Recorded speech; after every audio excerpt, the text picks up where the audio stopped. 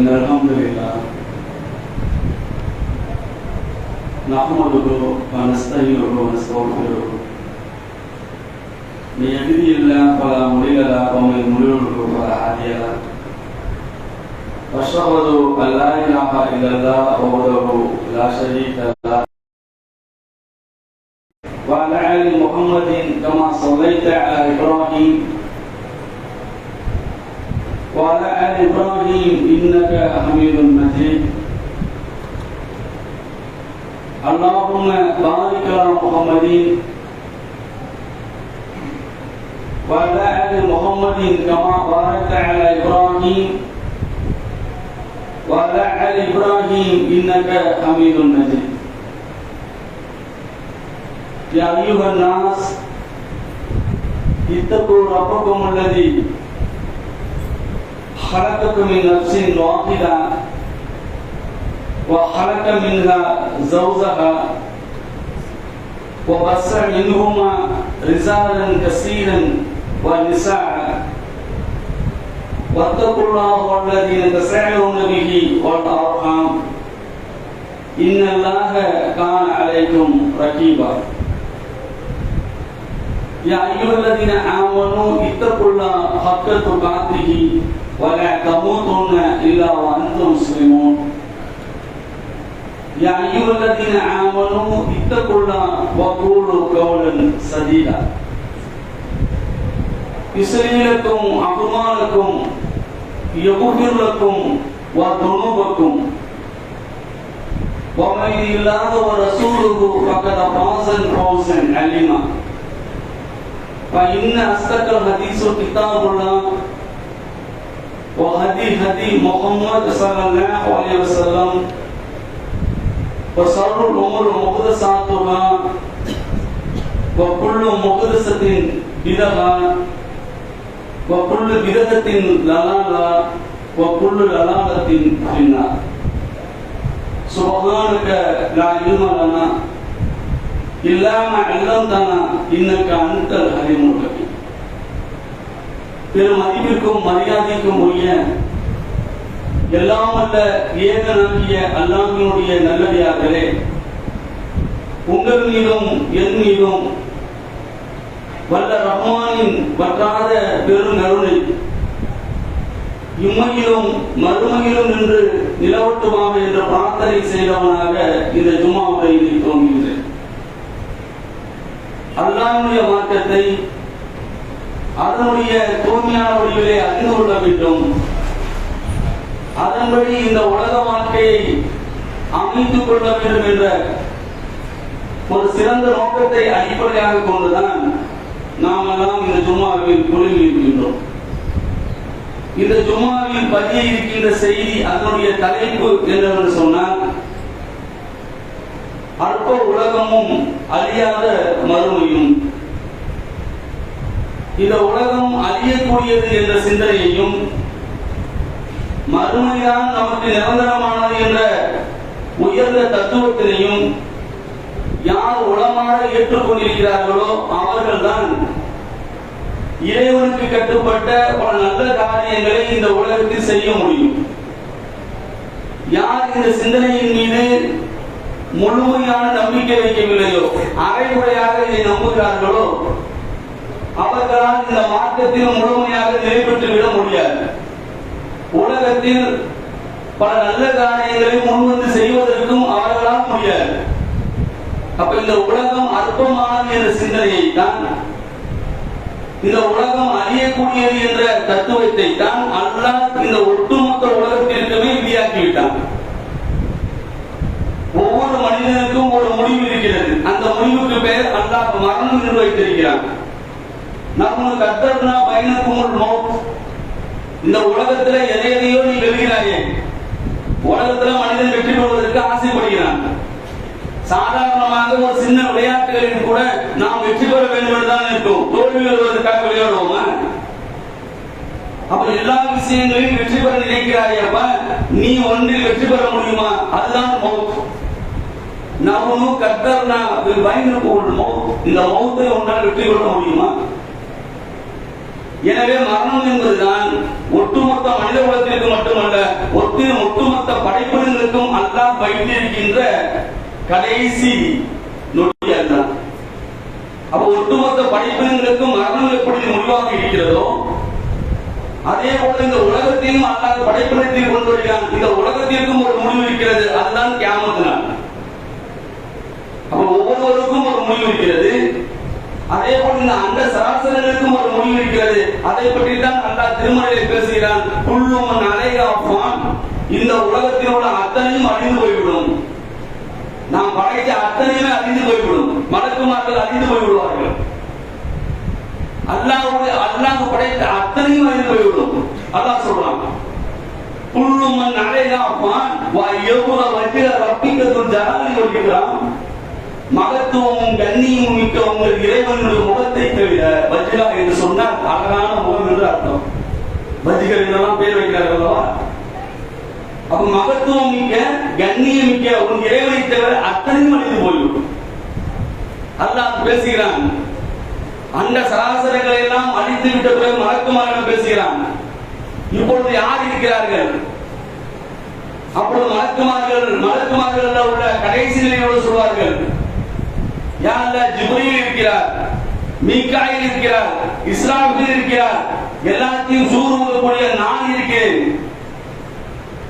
அல்லாஹ் சொல்வான், ஜிப்ரீலை எடுத்து விடு. ஜிப்ரீல் அழிக்கப்பட்டு விடுவார். மற்ற மலக்குமார்கள் எல்லாம் அழிக்கப்பட்டுக் கொண்டே இருப்பார்கள். கடைசியில் அல்லாஹ் கேட்பான், இப்பொழுது யார் இருக்கிறார்? அல்லாஹ், நான் மட்டும்தான் இருக்கிறேன் என்று அந்த மலக்கு சொல்வார். நீனும் அழிந்து போ. அத்தனையும் அழிந்து போய்விடும். அல்லாஹ் தன்னந்தரியாராக அல்லாஹ்வுடைய இலக்கணம் அல்லாஹ் பேசுகிறான் திருமறை குர்ஆனிலே சூரத்துல் இக்லாஸ்ல மன தூய்மையில ஒருவர் மனம் தூய்மையாக வேண்டும் என்றால் இந்த கருத்து அவனுடன் இருக்க வேண்டும்.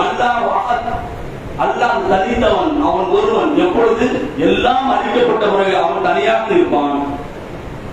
இத்தனை செய்திகள் அல்லாஹ் சொல்றான். இந்த உலகம் அழியக்கூடியது. இன்னும் நாம் எந்த நிலையில் இருக்கிறோம் தெரியுமா? பெருமானார் நபிகள் நாயகம் ஸல்லல்லாஹு அலைஹி வஸல்லம் அறிவிக்கிற ஒரு ஹதீஸ், அபூ ஹுரைரா என்ற சஹாபி அறிவிக்கிறார்கள். எந்த நிலையை பற்றி? கியாமத் நாளுடைய அறிகுறியை பற்றி. நான் சொன்னேன், ஒவ்வொரு மனிதனுக்கும் மரணம் எப்படி முடியுமோ, இந்த அண்ட சராசரங்களுக்கு கியாமத் நாள் தான் முடியும். கடைசி நாள், எண்ட் ஆஃப் தி டே. அதை பற்றி ரசூலுல்லாஹ் சொன்ன செய்தி அபூ ஹுரைரா அறிவிக்கிறார்.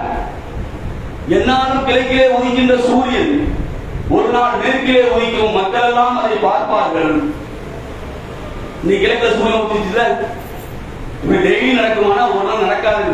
ரசூலுல்லாஹ் சொல்றாங்க, கிழக்கிலே உதிக்கின்ற சூரியன் மேற்கிலே உதிக்கும். எல்லா மக்களும் அதை பார்ப்பார்கள். அப்பொழுது சில மக்கள் ஈமான், சில மக்கள் எல்லோரும் ஈமான் கொள்வார்கள், எல்லோரும் முஸ்லிமாக மாறுவார்கள். அதை பற்றி ரசூலுல்லாஹ் சொல்றாங்க, அப்படி அன்னைக்கு யார் முஸ்லிமாக மாறுகிறார்களோ, ஏகத்துவத்தை தழுவுகிறார்களோ, அவர்கள் ஈமான் ஏற்றுக்கொள்ளப்படாது. சொல்லிவிட்டு இன்னொரு செய்தி சொல்கிறார்கள், அன்றைய தினம் யார் நற்கமல்கள் செய்யலாம், நற்செயல்கள் செய்யலாம், அல்லாஹ்வுடைய பாதையில் தன்னுடைய பொருளாதாரத்தையும் உழைப்பையும் செலவு செய்யலாம் என்று அன்று முயற்சிக்கிறாரோ அதையும் அல்லாஹ் அழைத்து விடுவான் என்ற ஹதீஸ ரசூலுல்லாஹ் சொல்றாங்க. சொல்லிட்டு அல்லாஹ்வுடைய வசனத்தையும் கோட் பண்ணிக்கிறாங்க.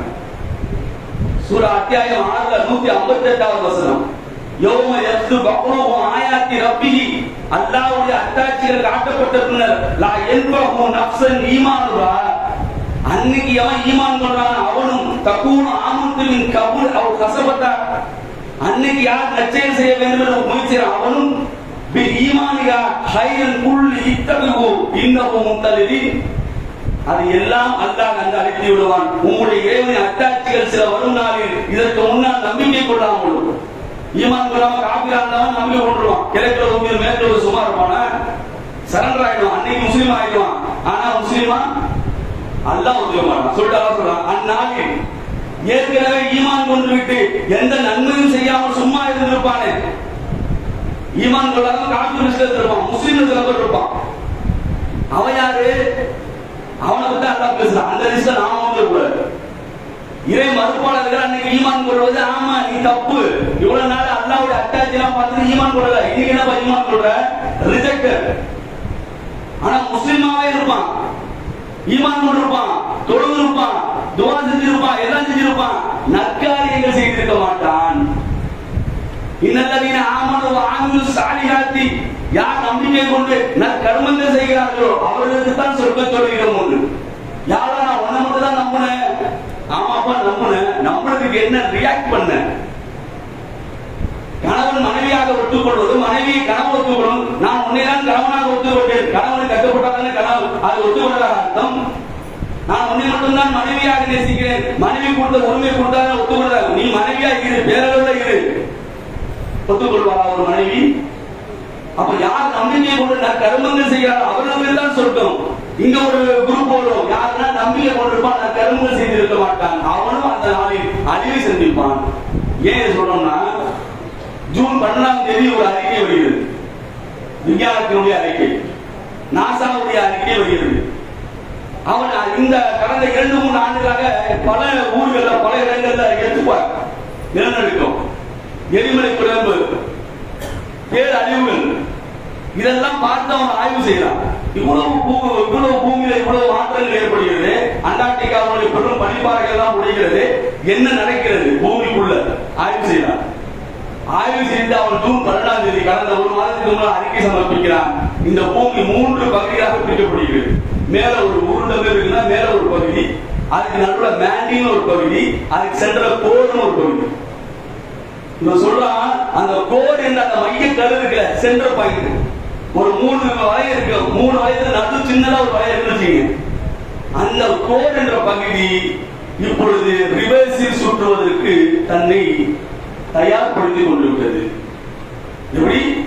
மிக மெல்லிய அளவுல, மிக நுட்பமான அளவுல அவன் ஆய்வு செய்ய சொல்றான்.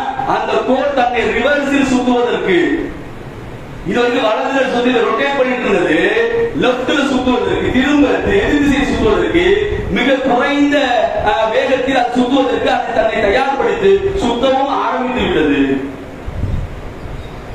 இதை சொல்லிட்டு சொல்றான், இப்படி இதோட வேகம் அதிகரித்தார், இப்ப ஸ்லோவா ஆரம்பிச்சிருக்கு, 0.5 அவ்வளவு ஆரம்பிக்கிறேன், இதோட வேகம் முழுவதுமாக ஆரம்பித்து விட்டால் கிழக்கே உதிக்கின்ற சூரியன் மேற்கிலே உதிக்கும்.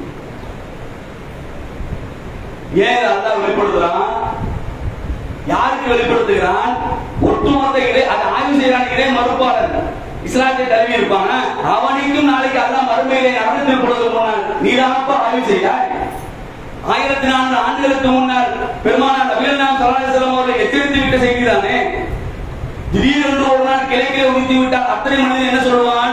யாரெல்லாம் எனக்கு முன்னமே தெரிஞ்சிருந்தால், இது முன்னமே எனக்கு அறியப்பட்டிருந்தால், என்னுடைய பொருளாதாரத்தை எல்லாம் அல்லாஹ்வுடைய பாதையில் செலவு செய்திருப்பேனே, என்னுடைய பாவங்களுக்கெல்லாம் உன்னிடத்தில் மன்னிப்பு கேட்டுவிட்டு உன்னுடைய பள்ளியில் மன்றாடி இருப்பேனே, என்னுடைய வறுமையான பாவங்களை எல்லாம் விட்டுவிட்டு வந்திருப்பேனே, ஒரு நல்ல மனிதனாக மாறி இருப்பேனே, அப்படி இருப்பேனே, இப்படி இருப்பேனே என்று அங்காளிப்பான். இன்னைக்கு அல்லாஹ் சொல்லிட்டான், இன்னைக்கு ஜூலை நடக்கிறது, ஜூன் 12ஆம் தேதி ரிசல்ட் வருது, என்ன வருது? பூமி ரிவர்ஸ் சுற்றுவதற்கான எல்லா வேலைகளும் எது கியாமத்தால அறியும். இப்ப நம்ம எங்க நிக்கிறோம், எந்த ஸ்டேஜில் ஏன் நிக்கிறீங்களா? அத்தனை அழிச்சாட்டியில் போல நடக்கின்ற வாழ்க்கையை நாம் வாழ்ந்து கொண்டிருக்கிறோம். ஒருவருக்கு ஒருவர் மறைத்துவிட்டு வரலாம். பாவங்களின் விளிம்பில் நாம் ஒவ்வொருவரும் நின்று கொண்டிருக்கிறோம். பேசுகின்ற நானாக இருக்கட்டும், கேட்கின்ற நீங்களாக இருக்கட்டும், அதில் விளிம்பில் நின்று கொண்டிருக்கிறோம். அல்லாஹ் காவல் பண்ணுவதை தவிர. அதனாலதான் ரசூலா வச்சிருக்கிறாங்க, யார் ஈமான் கொண்டு கர்மங்கள் செய்யவில்லையோ அவனும் அந்த என்ன பண்ணுவான், கை செய்தப்பட்டு விடுவான். இவ்வளவு எச்சரிக்கையிலே இந்த உலகம் அர்த்தமானது. இதைத்தான் அல்லாஹ் பல்வேறு விஷயங்களில் பல்வேறு வடிவங்களை நமக்கு சொல்லிக் கொண்டே இருக்கிறார். பத்ர் யுத்தம் வரலாற்றிலே, இஸ்லாமிய வரலாற்றிலே மிக முக்கியமான இடத்தில் பத்ர் யுத்தம் இருக்கிறது. எப்படி நடக்கிறது? ரசூலா மதீனா போயிடுறாங்க. மதீனாவுல ஒரு ஆட்சியை நிறுவுறாங்க. அந்த ஆட்சிக்கு ஒரு எல்லை இருக்கு. மதீனாவுடைய எல்லையை தாண்டி மக்காவுடைய வாணிகள் கூட போயிட்டு வந்துட்டு இருக்கு. ஒரு நாட்டுக்கு விடுவாங்களா? அப்ப ரசூலா வசூலா பண்றாங்க, நம்ம நாட்டை தாண்டி வாணிகள் கூட போகுது வருது, அதை மதிக்கணும். ஏன் நாட்டுக்குள்ள தேவையில்லாம் நன்றி ஆக முடியாது. நாளைக்கு ஆயுதத்தோடு வந்து நாட்டை பிரிந்து விடலாம். நாங்க வியாபார கூட்டம் நம்ம கூட்டம் என்ன நடக்கும், ஆயுதத்தோடு உள்ளவரும் வெற்றி பெற்றுடுவோம். அப்ப ரசூலா டிபெண்ட் பண்றதுக்கு சகாபாக்கள் வசூலா பண்றாங்க. என்ன பண்ணலாம், வாங்க அந்த வணிக கூட்டத்தை போய் பிடிக்கலாம், அதான் நமக்கு ஆர்டர் போடலாம். ரசூலா சும்மா செய்ய மாட்டாங்க. அந்த வணிக கூட்டத்தை பிடிச்சா அல்லாஹ் சொல்றான், அந்த வணிக கூட்டத்தின் பொருட்கள் எல்லாம் உங்களுக்கு தான், நீங்க பயன்படுத்திக் கொள்ளலாம். இதுதான் அப்ப இருந்து சட்டம். அல்லாஹ் அனுமதிக்கிறான். ரசூலா வசூலா பண்றாங்க, மக்கள் எல்லாம் திரட்டுறாங்க, சகாபாக்கள் எல்லாம் திரட்டுறாங்க. போர்க்களத்துக்கு போவதற்கு அது என்ன மாதிரியான பொருட்கள்? இது சண்டை போட்டு உயிரை இருக்கிற பொருட்கள் இல்ல. நேரா போறோம், வணிக கூட்டத்தை அபூ சுஃபியான் தலைமையில் ஒரு வணிக கூட்டம் வந்திருக்கு சிரியாவுக்கு. அந்த கூட்டத்தை பிடிக்கிறோம், இருக்கிற சொத்தெல்லாம் அள்ளிட்டு வரோம். இதுதான் சப்ஜெக்ட். போகணும். இப்ப போறதுக்கு பல்வேறு வகையில மசோதா இருக்குது. மக்கள் எல்லாம் என்ன பண்றாங்க, சரி கிளம்பியாச்சு. பெரும் கூட்டம் ஒரு 313 பேர் அழைச்சி ரசூலா பண்றாங்க, பத்ரை நோக்கி போறாங்க. இதற்குள்ள அபூ சுஃபியானுக்கு செய்தி கிடைக்கிறது. அபூ சுஃபியான் வேற ஒரு வழியாக, ஒரு கடற்கரை சார்ந்த வழியாக எங்க தன்னுடைய மக்கா விட்டு போயிருக்கிறார். அபூ சுஃபியானுடைய கூட்டத்தை முகமது அவர் ரசூலுல்லாஹ்வுடைய கூட்டம் மறிக்க போகிற செய்தி அபூ ஜஹலுக்கு கிடைக்கிறது. அவன் ஏற்கனவே சட்டை போட்டு இருக்கான். இவன் இதுதான் சாக்குன்னு அங்குள்ள ஆயிரக்கணக்கான மக்களை திரட்டிக் கொண்டு இன்னைக்கு மதீனாவை காலி பண்ணிடணும். அவர் பெரும் படையோடு பெரும் வீரர்களோடு வருகிறார். இப்ப அல்லாஹ் சொல்றான், உங்களுக்கு 2 கூட்டம் உங்க எதிரே இருக்கிறது. ஒன்று வியாபார கூட்டம். அந்த வியாபார கூட்டத்தை பிடித்தால் உங்களுக்கு உலகத்தின் செல்வம் கிடைக்கும், அது உலகம். இன்னொன்று அபூ ஜஹல், இந்த மார்க்கத்திற்காக எதிராக உழைத்து கொண்டிருக்கிறான், இந்த மார்க்கத்தை அழிக்க வேண்டும் நினைக்கிறான். அவனுக்கு எதிராக நின்றா உங்களுக்கு மர்ம கிடைக்கும், அதை நீ இறந்து போனாலும் சொர்க்கத்தில் உயர்ந்த இடத்தில் இருப்பீர்கள் சொல்லிட்டு இந்த 2 கூட்டங்களில் ஆப்ஷன் கொடுக்குறாங்க. இந்த 2 குரூப்ல ஒரு கூட்டத்தை வெற்றி கொள்வதற்கு நான் என்ன பண்றாங்க, சைன் பண்ணிட்டேன், வெற்றி ஒன்று நிச்சயம். இப்போ போயிட்டு இருக்கிறாங்க. எங்க சகாபாக்கள் கூட போடுறாங்க, ரசூலா தலைமையில போறாங்க, ரசூலா வசூலா பண்றாங்க. யார பிடிக்கிறான்னா எல்லா சகாபாக்களும் வியாபார கூட்டத்தை பிடிக்கிறாங்க என்பதுதான் அவருடைய நோக்கமாக இருக்கிறது. எப்படி வியாபார கூட்டத்தை பிடிப்போம்? ஏன் அன்றைக்கு இருந்த வறுமை, இந்த மார்க்கத்திற்காக ஹிஜ்ரத் பண்ணி வந்திருக்கார்கள். மக்காவுல தங்கள்கிட்ட இருந்த ஒட்டகத்தை விட்டு வந்தாங்க, வீட்டை விட்டு வந்தாங்க, மனைவி இஸ்லாத்துல மனைவி விட்டு வந்துட்டாங்க. இப்படி ஒட்டுமொத்தி விட்டுட்டு வந்தவர்கள் சகாபாக்கள். அவர்கள் ஆசைப்படுறது ஒரு தப்பும் கிடையாது. ஆனா அந்த பாடலாம் சூரா 8வது அத்தியாயத்துல சூரா அன்பால்ல 7வது வசனத்துல அல்லாஹ் பேசுறான், வைதி யஹீதுகுமுல்லாஹ் யுத தாயிபகனு அன்னரகும் வதவுதா அன் ஹைர தாத்தி ஷௌஹதி தகூனு ரக்கும் வ யுரீதுல்லாஹ் யுரீதுல் ஹக். அல்லாஹ் சொல்றான், 2 கூட்டங்கள், அபூ சுஃபியான் தலைமையில் ஒரு வியாபார கூட்டம், அபூ ஜஹல் தலைமையில் ஒரு படையிலே 2 கூட்டங்களில் ஏதேனும் ஒரு கூட்டத்தை உங்களுக்கு நான் வாக்களித்திருந்தேன். ஆனால் நீங்கள் ஆயுதபாணிகள் இல்லாத வியாபார கூட்டம் கிடைக்க வேண்டும் என்று விரும்புகிறீர்கள். ஆனால் அல்லாஹ் சொல்றான், நீ கலிமாத்தி யகுதுல்லாஹு தாபில் காஃபிரின், நான் காஃபிர்களை வேதத்தில் நினைத்தேன், எனவே அபூ ஜஹல் கூட்டத்தில் உங்களை சாட்டினேன். நீங்க நினைத்து பாருங்கள், இந்த அற்ப உலகமா அழியாத மறுமை என்ற பொழுது அல்லாஹ் சகாபாக்களை தேர்ந்தெடுத்தது. நீங்கள் மறுமைக்கு தான் உலகத்துல பொருள் என்ன இன்னைக்கு சகாபாக்களை பத்தி பேசிப்போமா? அது இறந்து போன சகாபாக்கள், பத்ர் யுத்தத்துல சகாபாக்கள் அன்னைக்கு வியாபாரம் கொடுத்த பிடிச்சா 10 ஒட்டகம் கிடைச்சிருக்கும், 50 கிலோ பேரிச்சம்பழம் கிடைச்சிருக்கும். ஆனா இன்னைக்கு அவங்க நினைக்கிறா பச்சை நிற பறவைகளை கூட்டி அவர்கள் உயிர் அடைக்கப்பட்டு சொர்க்கத்தின் கீழே அரசின் கீழே இருக்கிற கண்ணாடி பொருளில் அவர்கள் வாழ்ந்து கொண்டிருக்கிறார்கள் உயிரோடு. அல்லாஹ் சுபராக்களை சகீதுகளை அவர்கள் இறந்தவர்கள் என்று அல்லாஹ் அவர்களுக்கு உணவளித்திருக்கிறான். அவர்கள் இறந்து போய் 1004 ஆண்டுகள் ஆகிவிட்டது. ஆனா 1004 வருஷமும் அவங்க சாப்பிட்டு சுத்திட்டு இருக்காங்க பச்சை கிளி பறவையாக. அல்லாஹ் அதான் சொல்றான், நீங்கள் மறுமையின் மீது நேசம் வையுங்கள், அற்ப உலகம் உங்களுக்கு ஒருபோதும் பயன் தராது. அப்ப அந்த செய்திகளை எல்லாம் நாம் உருவாக்கி இருக்கிறோமா? இந்த செய்தியை உருவாக்கினா நாம் எதை நோக்கி பயணிப்போம்? நம்முடைய பொருளாதாரம் அல்லாஹ்வுடைய பாதையில் செலவு செய்யப்படுகிறதா? நம்முடைய உழைப்பு அல்லாஹ்வை நோக்கி இருக்கிறதா? மறுமைக்காக எதுவும் சேர்த்து வைத்திருக்கிறோமா?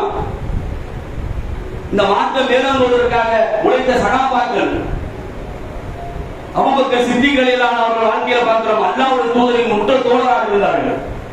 ரசூலா தபூக் போருக்கு போறாங்க. கடைசி நேரம் அபூஜஹல் அப்படியே கொல்லுவதற்கு ஒரு கூட்டத்தோடு வருகிறாங்க. அலிகளை அவங்க வீட்டை படுக்க வச்சுட்டு ரசூலா அவங்க படுக்கையில அலியாவை படுக்க வச்சுட்டு இவங்க வெளியேறாங்க. கூட அபூபக்கர் சித்திக் பயணிக்கிறாங்க. போனா தபூக் போரில போயிருக்கிறாங்க.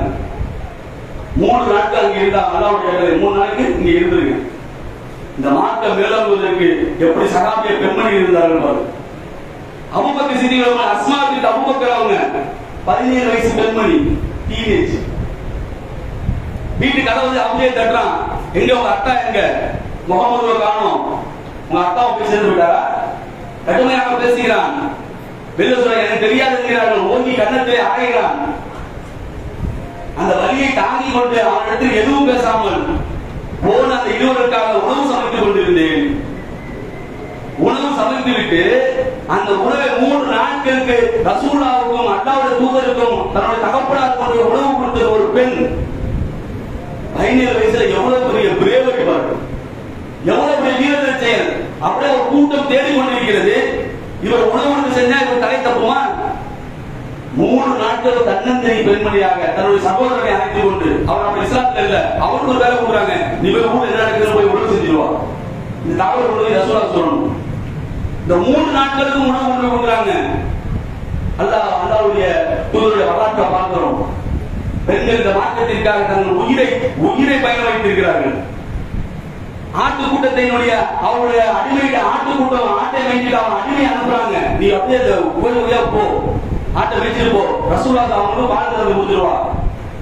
இவங்க அதுக்கு முன்னாடி சாப்பிட போய் கொடுத்துட்டு அந்த ஆட்டுக்கூட்டத்தோட அப்படியே பின்னாடி ஆட்டை விடுறாங்க, வீடு வந்துடுவோம். எவ்வளவு பெரிய மதி நுட்பம்!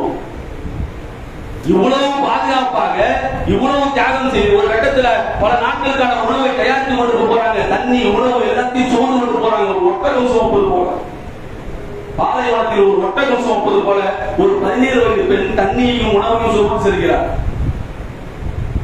அதை கட்டுறதுக்கு கயிறு இல்ல, தன் இடுப்பு உடையினுடைய கயிறை எடுத்து 2ஆக கிழித்து அதை அப்படியே கட்டுறாங்க. ரசூல் அந்த காட்சியை பார்க்கிறாங்க. 2 கச்சை உடையவர் என்று பெயர் சொல்கிறார்கள். இன்னும் வரலாற்றிலே அந்த பெயர் நிலைபெற்று இந்த மார்க்கத்திற்காக உழைத்திருக்கிறார்கள். உழைத்து பெண்கள் அந்த பெண் அன்னைக்கு போய் அந்த 3 நாள் உணவு கொடுக்கவில்லை என்றால் தூதரின் நிலை என்ன? ஒரு தூதரை காப்பாற்றுவதற்கு அல்லாஹ் ஒரு பெண்ணை பயன்படுத்துகிறான். ரசூலுல்லாஹ்வும் அல்லாஹ்வுக்கு அபூபக்கர் வீட்டுல போனாங்க, அத்தனை சொல்லி அனுப்பி விட்டாங்க அல்லாஹ்வுடைய பாதையில். அவங்க அத்தா கேட்கிற அபூபக்கர் கேட்கிறாரு, என்னமா அவங்க அத்தா எதுவும் வச்சுட்டு போயிருக்காரா? எல்லாத்தையும் எடுத்துட்டு போயிட்டாங்க. அவர் சொல்றாரு, இப்படி அவர் இஸ்லாம் சொல்லுவப்ப இப்படியா இருப்பாங்க, இப்படியா ஒரு தகப்பனார் போகிறது. அவர் தகப்பனார் ஏசுகிறாரு, அபூபக்கர் சித்திக் ஏசுறாரு. உடனே அஸ்மா சொல்றாங்க, அத்தாவை ஏசாதீங்க, அவர் எங்களுக்காக மாற்றத்தை பேசிட்டு இது ஏகத்துவத்தை கொண்டு இருக்கிறார். தன்னுடைய தாத்தாவை சமாதானப்படுத்துறாங்க. அங்க இருந்த சின்ன கூடாங்கள் எல்லாம் கொண்டு ஒரு பையில போட்டு இந்த மாதிரி இருக்கு உங்க சொத்தலாம் சொல்லி காட்டுறாங்க. எவ்வளவு மதிநுட்பம் இந்த மாற்றத்திற்காக! இப்படி உழைத்த சகாபிய பெண்களின் பட்டியலை அல்லாஹ் நமக்கு தருகிறான். நாம் இந்த மாற்றத்தை நிலைப்பட்டிருக்கிறோமா? அல்லாஹ்வுடைய பாதையில் நம்முடைய பொருளாதாரத்தை தயாரிக்கிறோமா? அல்லாஹ்வுடைய ஏகத்துவ பள்ளியை கட்டி எழுப்புவதற்கு நம்முடைய பொருளாதாரம் பயன்பட வேண்டும் என்று நாம் நியத்து வைக்கிறோமா? நாம் கொடுக்கிறதா போறோம். இந்த ஊர்ல ஒரு பள்ளியை கட்டி எழுப்பணும். பள்ளி என்று சொன்னால் வெறும் தொழுவதற்காக மட்டும் விடாம அங்கேதான் பிள்ளைகளுக்கு மதரசாக்கள் நடத்தப்படும். அங்கேதான் மார்க்கெட் அடித்தட்டு பிள்ளைக்கு நம்முடைய சந்ததிகளுக்கு அங்கதான் ஏகத்துவம் வாழ்ப்பு நடைபெறுகிறது. நீங்க நினைத்து பாருங்கள், ஒரு வீடு ஒரு ஒட்டுமொத்த அந்த திருமண துணைக்கு ஒரு வீடு கட்டி கொடுத்திருக்கிறார். எல்லாம் ஏழைகளாக வீடு இல்லாதவர்களாக இருக்கும் பொழுது எல்லாருக்கும் அந்த வீடு கட்டி கொடுத்திருக்கிறார். பாருங்க, எல்லா ஊரோட எல்லாத்துக்கும் வீடு இருக்கு. அவரோட அந்த ஊரை தக்க வராது. இது மாரி ஓட்டு கொட்டை இந்த சீட்டு போட்டு சீட்டை கொடுப்போம். அவருக்கு இந்த சீட்டை போயிருங்க. இதெல்லாம் பெரிய பெரிய மாடி 2 மாடி 3 மாடி கை விட்டீங்க. நீங்க என்ன பண்ணுங்க, இந்த சீட்டை போயிருங்க. அவருக்கு வீடு வச்சு விடுமா? கிட்டத்தட்ட அதை விட கோடி மடங்கு லட்ச மடங்கு அல்லாஹ் நமக்கு பேருதவி செய்திருக்கிறார். அல்லாஹ் நமக்கு செல்வத்தை கொடுத்திருக்கிறான், பிள்ளை செல்வத்தை கொடுத்திருக்கிறான், பொருளாதாரத்தை கொடுத்திருக்கிறான், மூச்சை கொடுத்திருக்கிறான். இந்த ஹார்ட் இருக்கிறீங்களா, உடம்புல ஸ்பாட்ஸ் ஹார்ட், இன்னொருத்தர் ஹார்ட்டை முடி வைக்கணும்னா 1.5 கோடி ரூபாய் செலவு. சரி, செயற்கையா ஒரு ஹார்ட் சரினா 80 லட்சம் ரூபாய் ஒரு ஹார்ட். ஒரு பல்லு மாத்திரம்னா 6000 ரூபாய். ஒரு லிவரை 1 மணி நேரம் நீங்க செயல்பட லிவர் பேசிக்கிட்டே இருக்கு. லிவரை வேற தனியா வேலை செய்ய வைக்கணும்னா 1 மணி நேரத்துக்கு 50,000 ரூபாய் ஃபீஸ் கட்டணும்.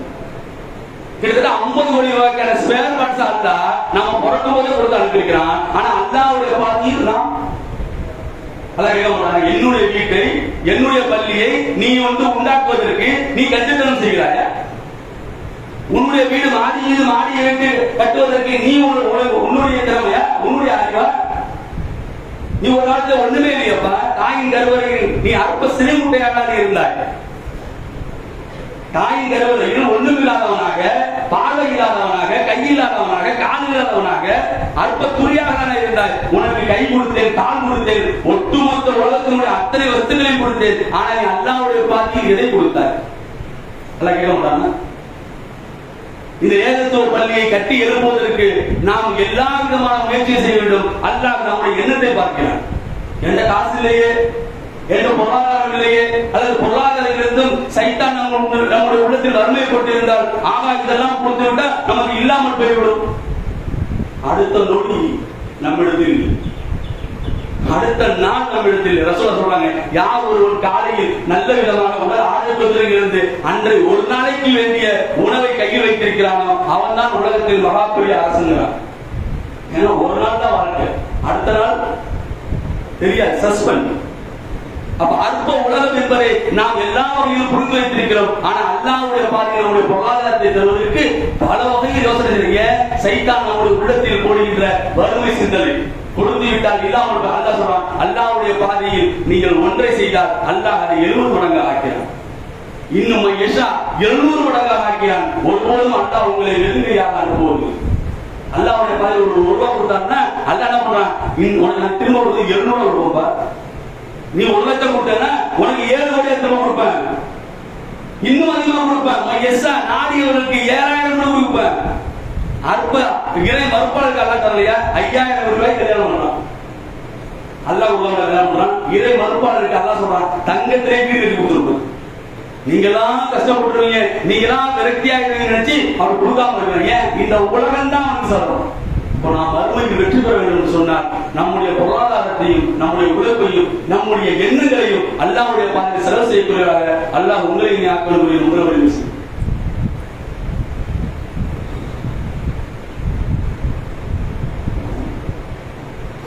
அல்ஹம்துலில்லாஹ்.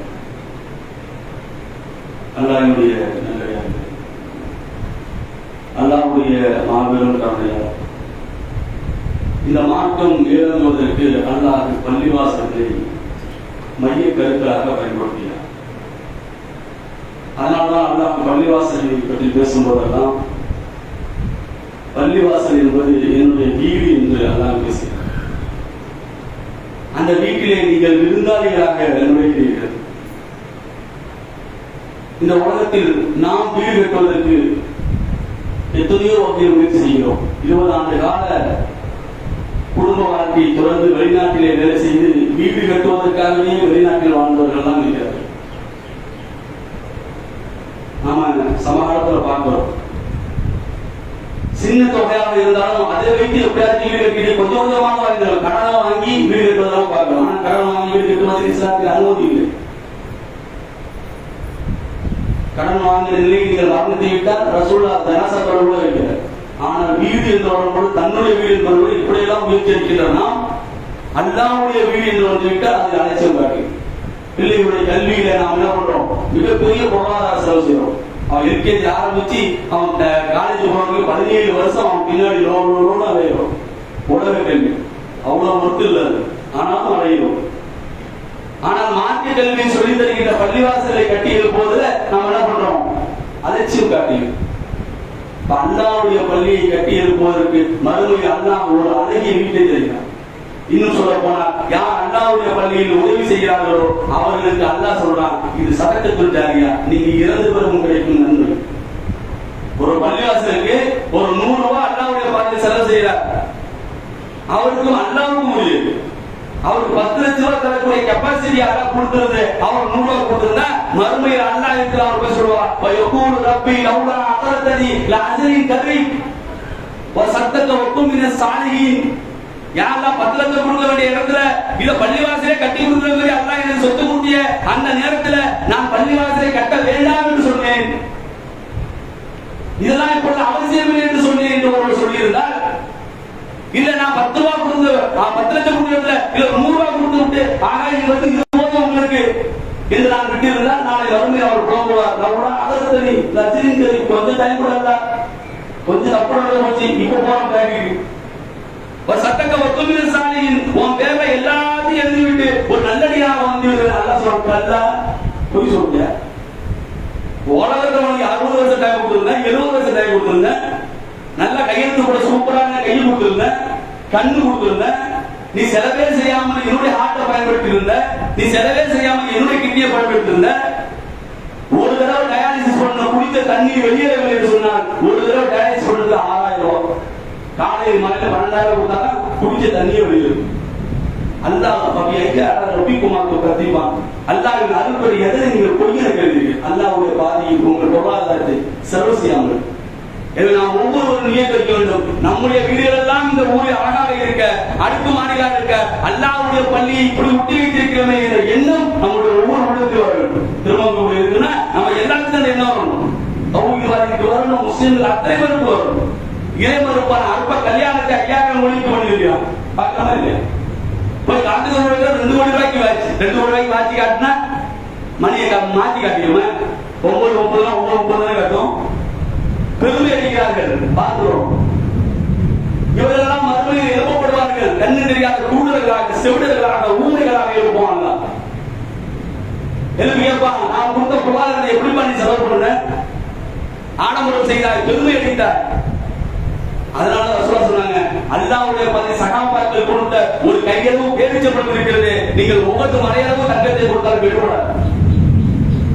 அஸ்மா பின் அபூ பக்கர் அந்த 3 நாட்கள் உணவு கொடுத்தாங்களே, அந்த உணவு அல்லாஹ்வுடைய பாதையில் அவங்க செலவு செய்கிறது எவ்வளவு பெரிய தியாகம் தெரியுமா? உயிரை பணைய வைத்து கொடுத்த உணவு. ரசூலுல்லாஹ் அல்லாஹ்வுடைய தூதரையும் தன்னோட தகப்பனை காப்பாற்றி மதீனாக்கு அனுப்புறாங்க. அவங்க 2 பேரும் செஞ்ச முதல் என்ன தெரியுங்களா? அந்த ஊர்ல பள்ளிவாசல் கட்டினாங்க. ரசூலுல்லாஹ் போனாங்க, தனக்கு வீடு கட்டிக்கல, உடனே பள்ளிவாசல் கட்டினாங்க. ஏன்? பள்ளிவாசல் தான் அல்லாஹ்வுடைய மையக்கரு. அது நம்முடைய பொருளாதாரம் இருக்கிறதா? நாம் மனசாட்சியை தொட்டு நம்முடைய மனசை தொட்டு இத்தனை ஆண்டு காலம் 30 ஆண்டு காலம் இங்கே தௌஹீத் பிரச்சாரம், 30 ஆண்டுகளாக இன்னும் நாம் இந்த ஓட்டுக்கொட்டை சீட்டு கொட்டை அமர்ந்திருக்கோம் சொன்னா அல்லாஹ் நமக்கு உணவளிக்கவில்லையா? பொருளாதாரத்தை கொடுக்கவில்லையா? பஞ்ச பராக்கையாக விட்டுவிட்டான. இப்ப நாம் சிந்திக்க வேண்டும். நாம் நம்மால் முடிந்தவரை நான் செய்வேன், என்னுடைய சகாக்களை செய்ய வைப்பேன், என்னுடைய சொந்தக்காரர்கள் சொல்லுவேன், என்னுடைய குடும்பக்காரர் சொல்லுவேன். இது நான் ஒரு பிச்சைக்காரனாக மாறினாலும் அல்லாஹ்வுக்காக மாறுவேன். நீங்க போய் கேட்கறீங்க, பள்ளிவாசல் கேட்கறீங்க, கொடுங்க, அல்லாஹ்வுடைய பள்ளி ஏகத்துவ பள்ளி கொடுங்க.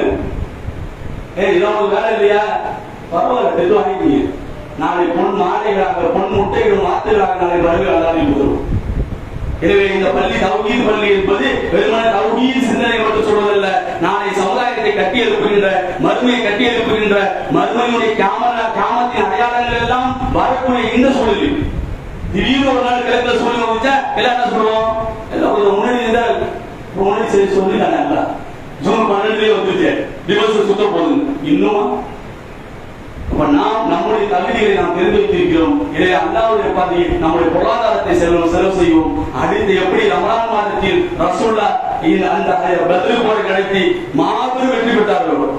ரமலான் மாதத்தில் தான் 17 தான் இந்த இஸ்லாமிய வரலாற்றினுடைய மலர்ச்சி, இந்த இஸ்லாமிய வரலாறு துளிக்கிறது. அந்த 313 பேரு இன்னைக்கு 313 கோடியாக மாறிய அந்த நாள் தான். எனவே ரமலான் வருவதற்குள்ளால் இந்த பள்ளியை கட்டி இருப்போம். அல்லாஹ் அதற்கு நமக்கு பேருதவி செய்வான். அதற்கு ஒழிக்கக்கூடிய மக்களாக அல்லாஹ் உங்களையும் ஆக்கவன் உடைய செய்கிறேன். வாக்கில்லாவானா அல்ஹம்துலில்லாஹ்.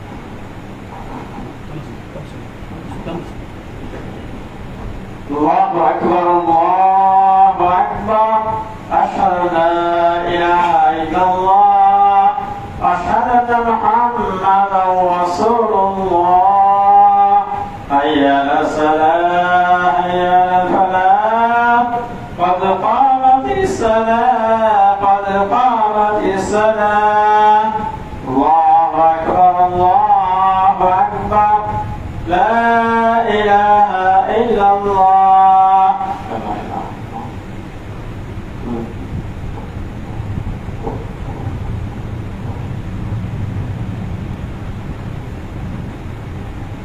சப்புகளில் நேராகவும் இருக்கும். அல்லாஹ் அக்பர்.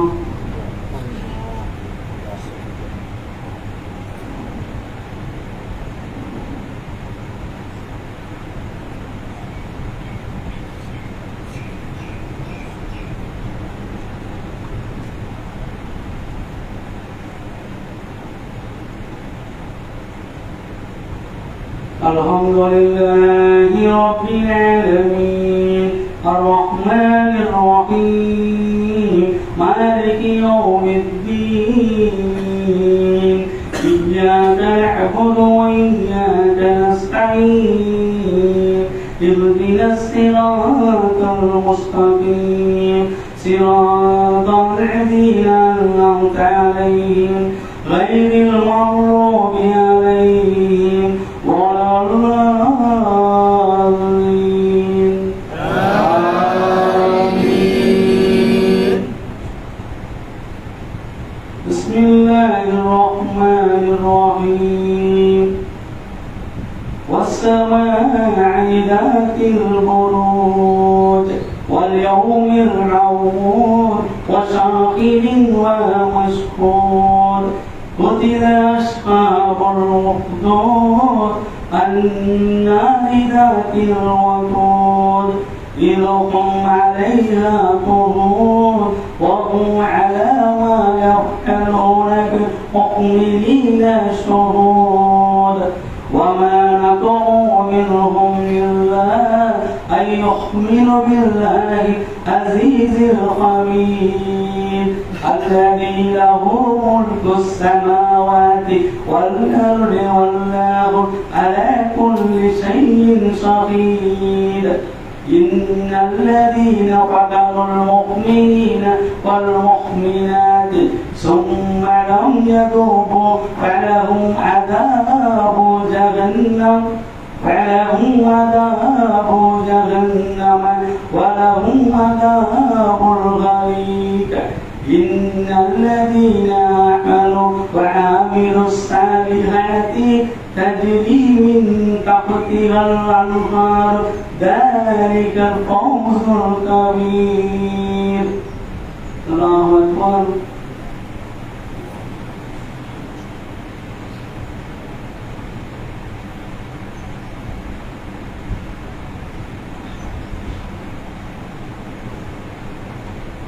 سمع الله لمن حمده. الله أكبر.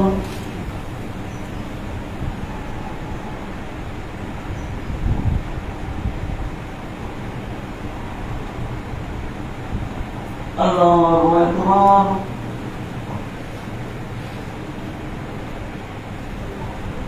الله أكبر.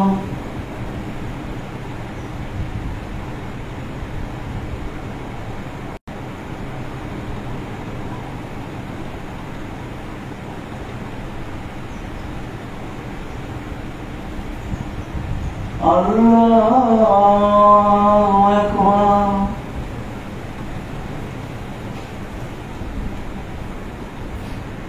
الحمد لله رب العالمين الرحمن الرحيم مالك يوم الدين إياك نعبد وإياك نستعين اهدنا الصراط المستقيم صراط الذين أنعمت عليهم غير المغضوب عليهم ولا الضالين.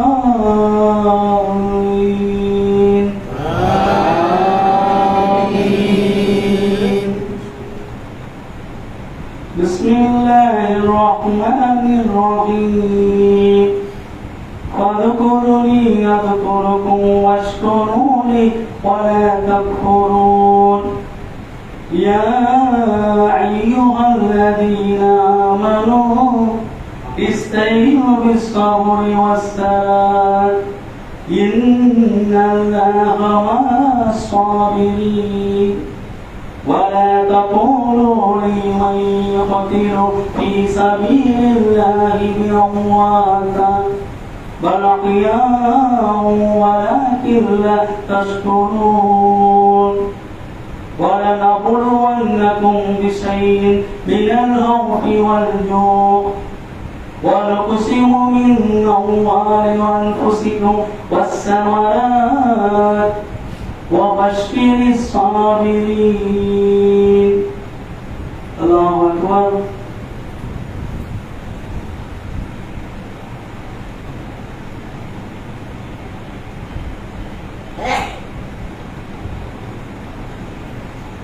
سمع الله لمن حمده.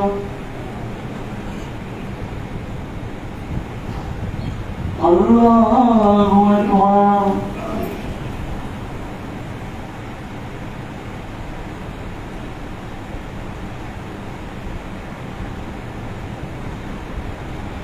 الله أكبر. الله أكبر.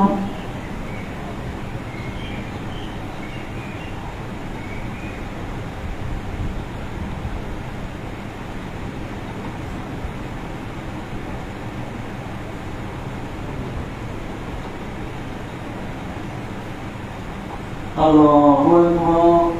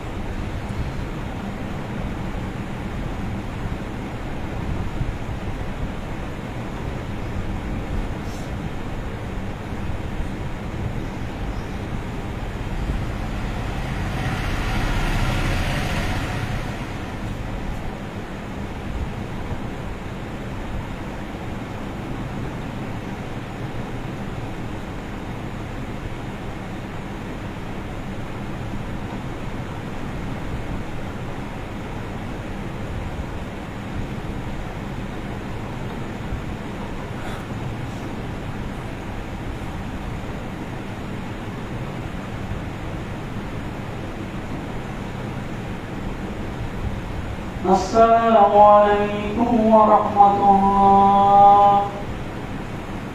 السلام عليكم ورحمة الله.